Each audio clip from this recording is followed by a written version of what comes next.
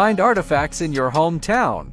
If you are anything like me, you probably think your hometown is the most boring place on the planet Earth, especially if it is a small town. But it is still probably boring if you live in a big city because there is a limit on what you can do as a child growing up. However, there is a way for kids to find something fun to do with their friends that does not involve getting into trouble with the law or drugs. This game is sort of like a scavenger hunt and will appeal to all of the aspiring Indiana Jones wannabes of the world. This game does not really have a name, but entails finding artifacts all over your hometown or neighborhood. Now, these do not really have to be artifacts, but can be anything you consider old and worthy of mention as a unique item.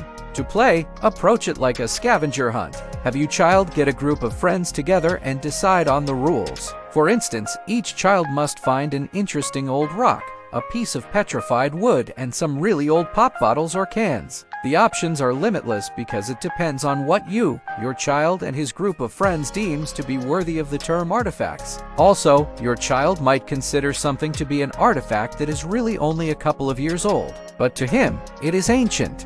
Your child and his friends can then use their imaginations and create their very own treasure hunt and archaeological expedition with just a few things. It is the best way to get your kids and their friends outside to enjoy the weather and truly be a kid. The kids get to flex their creativity, and you get to rest easy knowing they are participating in a wholesome activity that helps them think strategically and quickly. Once your child and his group of friends have gathered their artifacts, have them meet to show off their wares. You never know, one of the children may have found something that will spark off a conversation about the history of your hometown, history of the United States, the history of anything. The game of finding artifacts is also one that can be played by adults as a twist on the traditional notion of scavenger hunting. There are only so many restaurant straws and ketchup packets you can collect in these sorts of games.